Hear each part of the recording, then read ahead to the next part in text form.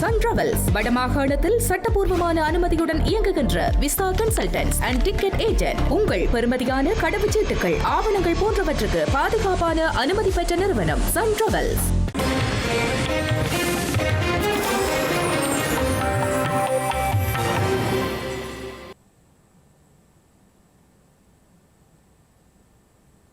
வணக்கம். இது ஐபிசி தமிழின் பிரதான செய்திகள். முதலில் தலைப்புச் செய்திகள். தையிட்டி விகாரைக்கு எதிராக மீண்டும் ஒன்று கூடிய மக்கள். பொசன் போயா தினத்தில் நீதி கோரி போராட்டம். கிளிநொச்சியில் சிறுவர்களுக்கு புகையிலை பொருள் விற்பனை. 13 வர்த்தக நிலையங்களுக்கு எதிராக சட்ட நடவடிக்கை. இறுதிக்கட்டத்தை எட்டிய உயிர்த்த ஞாயிறு தாக்குதல் விசாரணை. சுனில் வட்டகர தெரிவிப்பு. அரசு ஊழியர்களின் நம்பிக்கையை இழந்து தேசிய மக்கள் சக்தி. அனுராத தென்னகோன் குற்றச்சாட்டு. தமிழக அமைச்சர் சரத்குமாருக்கு எதிராக போராட்டம். திமுக மாணவர் அணியினர் கைது. அமெரிக்கா ஈரானுக்கு இடையில் நாளை மீண்டும் பேச்சுவார்த்தை. கட்டாரில் கூடும் உயர் அதிகாரிகள். இனி விரிவான செய்திகள். பொசன் போயா தினத்தை முன்னிட்டு யாழ்ப்பாணம் தையட்டியில் தமிழ் மக்களின் தனியார் காணியை ஆக்கிரமித்து சட்டவிரோதமான முறையில் இராணுவத்தின் ஆதரவுடன் கட்டப்பட்டுள்ள திஸ்ஸவிகாரைக்கு எதிராக போராட்டம் முன்னெடுக்கப்பட்டு வருகின்றது. சட்டவிரோதமான முறையில் அமைக்கப்பட்டுள்ள திஸ்ஸவிகாரையை உடனடியாக அகற்ற கோரியும் ஆக்கிரமிக்கப்பட்ட நிலங்களை அதன் உண்மையான உரிமையாளர்களிடம் ஒப்படைக்க வலியுறுத்தியும் ஒவ்வொரு போயா தினத்திலும் போராட்டங்கள் முன்னெடுக்கப்பட்டு வருகின்றன.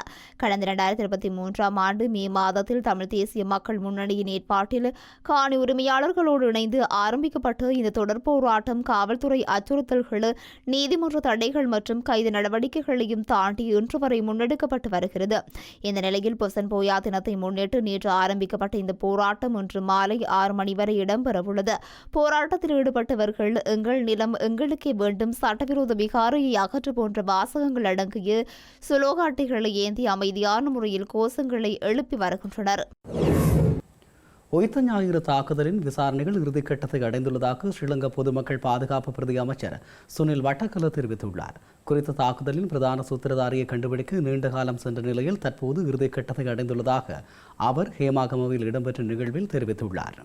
உயிர்த்த ஞாயிறு குண்டு தாக்குதலின் பிரதான சூத்திரதாரியை கண்டுபிடிக்க நீண்ட காலமாக முயற்சித்த நிலையில் தற்போது அதன் இறுதிக்கட்டத்திற்கு வந்துள்ளதாக தெரிவித்துள்ளார். உயிர்த்த ஞாயிறு பிரதான சூத்திரதாரியை போன்றே போதைப் பொருள் கடத்தலுக்கு பின்னால் இருந்த பிரதான சூத்திரதாரிகளை கைது செய்துள்ளதாக தெரிவித்துள்ளார். அத்துடன் வரலாற்றில் இந்த அரசாங்க காலத்திலும் மேற்கொள்ளாத வகையில் தற்போதைய அரசாங்கம் அனைத்தையும் சட்ட ரீதியில் மேற்கொள்வதால் இந்த போதைப் பொருள் கடத்தல்கள் வியாபாரிகளுக்கு பின்னால் இருந்து செயற்படுபவர்களே கைது செய்யப்படுவதாக தெரிவித்துள்ளார். இதனால் அரசியல்வாதிகள் அஞ்சுவதாகவும் அவர்கள் மக்களுக்கு எதிராக செய்த நடவடிக்கைகள் அனைத்தும் வெளிச்சத்திற்கு வருவதாகவும் தெரிவித்துள்ளார். குறுகிய அரசியல் நோக்கங்களுக்காக இனவாதம் மற்றும் மதவாதத்தை உருவாக்கி நாட்டை பிளவுபடுத்திய கடந்த காலம் முடிவுக்கு வந்துள்ளதாக ஸ்ரீலங்கா வெளிவிவகார அமைச்சர் விஜித கேரத் தெரிவித்துள்ளார். தற்போது அனைத்து இன மக்களும் இணைந்து வாழக்கூடிய ஒழுக்கமான மற்றும் நாகரிகமான சமூகத்தை கட்டியெழுப்புவதற்கு புதிய அரசாங்கம் அர்ப்பணிப்புடன் செயற்பட்டு வருவதாக கொழும்பில் இடம்பெற்ற நிகழ்வில் குறிப்பிட்டுள்ளார். இலங்கை கடந்த காலங்களில் பொருளாதார வீழ்ச்சியடைந்து நாடு வங்குரோத்து நிலையை அடைந்த நிலையில் பல வருட யுத்தத்திற்கு பின்னர் நாட்டின் தேசிய ஒற்றுமையுடன் கட்டியெழுப்பப்படுவதற்கு சந்தர்ப்பம் கிடைத்ததாக ஸ்ரீலங்கா வெளிவிவகார அமைச்சர் விஜித கேரத் தெரிவித்துள்ளார். எனினும் குறுகிய அரசியல் நோக்கங்களுக்காக யுத்தத்திற்கு பின்னரான காலப்பகுதிகளில் மிகவும் திட்டமிட்ட வகையில் இனவாதமும் மதவாதமும் தூண்டப்பட்டு நாடு மீண்டும் பிளவுபடுத்தப்பட்டதாக கூறினார். இந்த நிலையில் 2024ஆம் ஆண்டிற்கு பின்னர் எந்தவொரு இனவாதம் அல்லது மதவாத மோதல்களுக்கு இடமில்லை என்றும் நாட்டின் பொருளாதாரம், ஒழுக்கம், சட்டம் மற்றும் நாகரிகத்தை கட்டியெழுப்புவதற்கு சிங்கள, தமிழ், முஸ்லிம், பரங்கியர் மற்றும் மலாயன நாம் அனைவரும் ஒற்றுமையுடன் இணைந்து வாழ வேண்டும் என்றும் கூறினார். முஸ்லிமாக இருந்தாலும் சரி, சிங்களவராக இருந்தாலும் சரி, நாம் அனைவரும் மனிதர்கள் என தெரிவித்த அவர் மொழி, மதம், சாதி அல்லது வேறு எந்த பாகுபாடுமின்றி நாம் அனைவரும் ஒரே தாயின் பிள்ளைகளைப் போல் ஒற்றுமையாக இருக்க வேண்டும் என்று வலியுறுத்தியுள்ளார். தேசிய மக்கள் சக்தி அரசாங்கம் காலாவதியாகும் நிலையிலுள்ள அரிசியை அரசு அதிகாரிகளுக்கு வழங்க முயற்சிப்பதாக தேசிய விவசாய சம்மேளனத்தின் தலைவர் அனுராதா தென்னகோன் குற்றம் சுமத்தியுள்ளார். அத்துடன் தற்போதைய அரசாங்கத்தின் வாக்குறுதிகளை நம்பி 75% அதிகமான அரசு ஊழியர்கள் வழங்கிய மக்கள் ஆணையை இந்த அரசாங்கம் இழிவுபடுத்தியுள்ளதாகவும் அவர் சாடியுள்ளார். இலங்கையில் தவணை கட்டண முறையில் அரசு அதிகாரிகளுக்கு அரிசியை வழங்க உள்ளதாக அரசாங்கம் அறிவித்துள்ள நிலையில் காலாவதியாகும் நிலையில் உள்ள அரிசியை அவர்களை கட்டாயப்படுத்தி நுகர வைக்க தற்போதைய அரசாங்கம் முயற்சிக்கிறதா என்ற சந்தேகம் எழுந்துள்ளதாக தேசிய விவசாய சம்மேளனத்தின் தலைவர் அனுராத தென்னகோன் தெரிவித்துள்ளார். நெல் சந்தைப்படுத்துதல் சபையினால் கொள்வனவு செய்யப்பட்டு களஞ்சியப்படுத்தப்பட்டுள்ள காலாவதியாகும் நிலையில் உள்ள 1,15,000 மெட்ரிக் டன் நெல்லை அரிசியாக்கி தலா ஒரு அரசு உத்தியோகத்தருக்கு 20 கிலோகிராம் வீதம் தவணை முறை செலுத்தக்கூடிய வகையில் வழங்குவதற்கு வர்த்தக அமைச்சர் மேற்கொண்டுள்ள அறிவிப்பானது அரசு ஊழியர்களின் கண்ணியத்திற்கும் கௌரவத்திற்கும் விடுக்கப்பட்ட பலத்த சவாலாகும் எனவும் அவர் சுட்டிக்காட்டியுள்ளார். காலாவதியாகும் குறித்த நெல் தொகையை அரிசியாக்குவதன் மூலம் பெறப்படும் 71,875 மெட்ரிக் டன் அரிசியை விலங்குணவாக வெளியிடுவதற்கு முன்னர் அதனை 14 லட்சம் அரசு ஊழியர்களுக்கு கட்டண அடிப்படையில் வழங்கிய அரசாங்கத்தின் மீதான குற்றச்சாட்டுகளிலிருந்து தப்பித்துக் கொள்வதற்கு இந்த முயற்சி மேற்கொள்ளப்படுவதாக தலைவர் சந்தேகம் வெளியிட்டுள்ளார். சந்தையில் அரிசி விலையை கட்டுப்படுத்துவதற்கும் பருவநில அறுவடை கொள்வனவை நடைமுறைப்படுத்துவதற்கும் களஞ்சியப்படுத்தப்பட்டுள்ள நெல் இருப்புகளை உடனடியாக அரிசியாக்கி சந்தைக்கு விளைவிக்குமாறு விவசாய தலைவர்கள் பலமுறை அரசாங்கத்திடம் கோரிக்கை விடுத்திருந்தனர். எனினும் அரசாங்கம் அதனை பொருட்படுத்தாமல் செயற்பட்டதால் தற்போது இந்த நெல்லிருப்புகள் விலங்குணவாக மாறும் நிலைக்கு தள்ளப்பட்டுள்ளதாகவும் அவர் சுட்டிக்காட்டியுள்ளார். அரசு அதிகாரிகள் கடுமையான பொருளாதார வறுமையில் வாடுபவர்கள் அல்ல எனவும் வர்த்தக அமைச்சரின் இந்த அறிக்கை அரசு சேவை ஆரம்பிக்கப்பட்ட நாள் முதல் அதன் கௌரவத்திற்கு ஏற்படுத்தப்பட்ட ஒரு கரையாகும் எனவும் அவர் குறிப்பிட்டுள்ளார். உலகளாவிய எரிசக்தி சந்தையில் மசகு எண்ணெய் மற்றும் இயற்கை எரிவாயுவின் விலைகள் இன்று உயர்வை பதிவு செய்துள்ள நிலையில் குறித்த விலை அதிகரிப்பானது உலகளாவிய உற்பத்தி மற்றும் போக்குவரத்து செலவுகளுக்கு நேரடி தாக்கத்தை ஏற்படுத்தக்கூடும் என பொருளாதார வல்லுநர்கள் எச்சரித்துள்ளனர். உலகளாவிய எரிசக்தி சந்தையில் மசகு எண்ணெய் மற்றும் இயற்கை எரிவாயுவின் விலைகள் இன்று மேலும் உயர்வை பதிவு செய்துள்ளன. சமீபத்திய சர்வதேச சந்தை தரவுகளின்படி WTI ரக மசகு எண்ணெய் பீப்பாய் ஒன்றின் விலை 69.86 அமெரிக்க டாலராக உயர்ந்துள்ளது. இதேவேளை உலகளவில் அதிகம் பயன்படுத்தப்படும் பிரெண்ட் ரக மசகு எண்ணெய் பீப்பாய் ஒன்றின் விலை 72.31 அமெரிக்க டாலராக பதிவாகியுள்ளது. அதே நேரம் இயற்கை எரிவாயுவின் விலையும் உயர்வை சந்தித்துள்ளது. அதன்படி இயற்கை எரிவாயுவின் விலை 3.309 அமெரிக்க டாலராக அதிகரித்துள்ளது. உலகளாவிய எரிசக்தி சந்தையில் நிலவும் இந்த விலையுயர்வு எரிபொருள் இறக்குமதி செலவுகள், போக்குவரத்து, தொழில்துறை மற்றும் மின்சார உற்பத்தி செலவுகளில் தாக்கத்தை ஏற்படுத்தக்கூடும் என பொருளாதார வல்லுநர்கள் சுட்டிக்காட்டியுள்ளனர். கிளிநொச்சி நகர் பகுதியில் சிறுவர்களுக்கு சட்டவிரோதமான முறையில் சிகரெட் உள்ளிட்ட புகைத்தல் பொருட்களை விற்பனை செய்த 13 வர்த்தக நிலையங்களுக்கு எதிராக சட்ட நடவடிக்கை மேற்கொள்ளப்பட்டுள்ளது. கிளிநொச்சி நகரில் உள்ள சில வர்த்தக நிலையங்களில் சிறுவர்களை இலக்கு வைத்து தொடர்ச்சியாக சிகரெட் மற்றும் வேடி போன்ற புகைத்தல் பொருட்கள் விற்பனை செய்யப்படுவதாக காவல்துறையினருக்கு ரகசிய தகவல் கிடைத்துள்ளது. இதனையடுத்து கிளிநொச்சி காவல்துறை அதிகாரியின் வழிகாட்டலில் விசேட உத்தியொன்றை கையாண்ட காவல்துறையினர் சிறுவன் ஒருவரிடம் பணத்தை கொடுத்து வர்த்தக நிலையங்களுக்கு அனுப்பி புகைத்தல் பொருட்களை வாங்குமாறு பணித்துள்ளார். அதன்படி குறித்த சிறுவன் வர்த்தக நிலையங்களுக்கு சென்று பணத்தை கொடுத்து புகைத்தல் பொருட்களை பெற்றுக் கொண்ட போது அங்கிருந்த காவல்துறையினர் வர்த்தகர்களை கையும் மையுமாக பிடித்துள்ளனர். இதேபோன்று நகரின் பல்வேறு பகுதிகளில் முன்னெடுக்கப்பட்ட அதிரடி சோதனைகளின் போது சிறுவர்களுக்கு புகைத்தல் பொருட்கள் விற்பனையில் ஈடுபட்ட 13 வர்த்தக நிலையங்கள் அடையாளம் காணப்பட்டுள்ளன. குறித்த வர்த்தகர்களுக்கு எதிராகவும் வர்த்தக நிலையங்களுக்கு எதிராகவும் கிளிநொச்சி நீதிமன்றத்தில் வழக்கு தொடர்வதற்கு நடவடிக்கை மேற்கொள்ளப்பட்டுள்ளது. இளைஞர்கள் மற்றும் சிறுவர்கள் போதைப்பொருள் பழக்கத்திலிருந்து பாதுகாக்கும் நோக்கில் இந்த அதிரடி நடவடிக்கை எடுக்கப்பட்டுள்ளதாக காவல்துறையினர் தெரிவித்துள்ளனர். இலங்கையில் பொசன் போயா தினத்தை முன்னிட்டு நாடளாவிய ரீதியில் 18,000க்கும் மேற்பட்ட தான சாலைகள் பதிவு செய்யப்பட்டுள்ளதாக ஸ்ரீலங்கா பொது சுகாதார பரிசோதகர்கள் சங்கம் தெரிவித்துள்ளது. அதற்கமைய இதுவரை 18,412 தான சாலைகள் பதிவு செய்யப்பட்டுள்ளதாக அந்த சங்கம் குறிப்பிட்டுள்ளது. போசன் வாரத்தை முன்னிட்டு இன்று மற்றும் நாளை நடத்தப்படவுள்ள தான் சாலைகள் பரிசோதனைக்கு உட்படுத்தப்படவுள்ளதுடன் பொசன் வலயங்களை சுற்றியுள்ள வர்த்தக நிலையங்கள் மற்றும் தற்காலிக பொசன் வர்த்தக நிலையங்களும் பரிசோதனைக்கு உட்படுத்தப்படவுள்ளதாக ஸ்ரீலங்கா பொது சுகாதார பரிசோதகர் சங்கம் தெரிவித்துள்ளது. பொசன் வாரத்தை முன்னிட்டு இன்று மற்றும் நாளை நடத்தப்படவுள்ள தான சாலைகள் பரிசோதனைக்கு உட்படுத்தப்படவுள்ளதுடன் பொசன் நிலையங்களை சுற்றியுள்ள வர்த்தக நிலையங்கள் மற்றும் தற்காலிக பொசன் வர்த்தக நிலையங்களும் பரிசோதனைக்கு உட்படுத்தப்படவுள்ளதாக ஸ்ரீலங்கா பொது சுகாதார பரிசோதகர்கள் சங்கம் தெரிவித்துள்ளது. தான சாலைகளில் உணவு மற்றும் பானங்களை வழங்கும் போது பிளாஸ்டிக் பயன்பாட்டை தவிர்க்குமாறும் ஏற்பாட்டாளர்களிடம் அந்த சங்கம் கோரிக்கை விடுத்துள்ளது. சூடான மற்றும் குளிர்ந்த உணவுகளை பொலித்தீன் பைகளில் சேமித்து வைப்பது மிகவும் ஆபத்தானது என்றும் இதுகுறித்து அதிக கவனம் செலுத்தி செயலாற்றுமாறும் அறிவுறுத்தப்பட்டுள்ளது.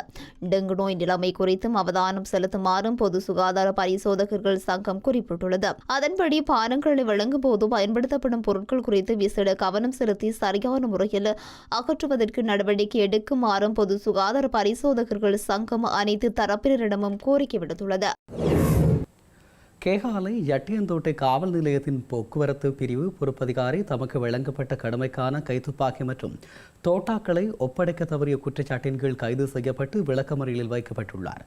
குறித்த சம்பவம் தொடர்பில் விசாரணைகள் ஆரம்பிக்கப்பட்டுள்ளன. கேகாலை யட்டியாந்தோட்டை காவல் நிலையத்தின் போக்குவரத்து பிரிவு பொறுப்பதிகாரி ஒருவருக்கு கடமைக்காக வழங்கப்பட்ட கைத்துப்பாக்கி காணாமல் போனமை தொடர்பில் கைது செய்யப்பட்டுள்ளார். குறித்த சம்பவம் தொடர்பாக சீதாவாக்கப்புற கோட்ட குற்றப்புலனாய்வு பிரிவினர் மேற்கொண்ட விசாரணையின் பின்னர் அவர் நேற்று கைது செய்யப்பட்டிருந்தார். குறித்த அதிகாரி கடந்த 26ஆம் தேதி கடமைக்கு சென்றபோது கைத்துப்பாக்கி மற்றும் 10 தோட்டாக்களை எடுத்துச் சென்றிருந்தார். இந்த நிலையில் அவர் அவற்றை மீண்டும் ஒப்படைக்காத நிலையில் கைது செய்யப்பட்டுள்ளார்.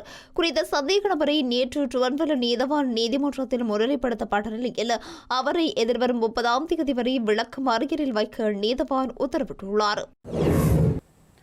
இலங்கையின் பல பகுதிகளில் இன்று 50 மில்லிமீட்டர் வரையான பலத்த மழை பெய்யக்கூடும் என, சில பகுதிகளில் மணிக்கு 40 கிலோமீட்டர் வேகத்தில் பலத்த காற்று வீசக்கூடும் எனவும் ஸ்ரீலங்கா வளிமண்டலவியல் திணைக்களம் எதிர்வு கூறியுள்ளது. இலங்கையின் சில பகுதிகளில் இன்று பலத்த மழை பெய்யக்கூடும் என ஸ்ரீலங்கா வளிமண்டலவியல் திணைக்களம் எதிர்வு கூறியுள்ளது.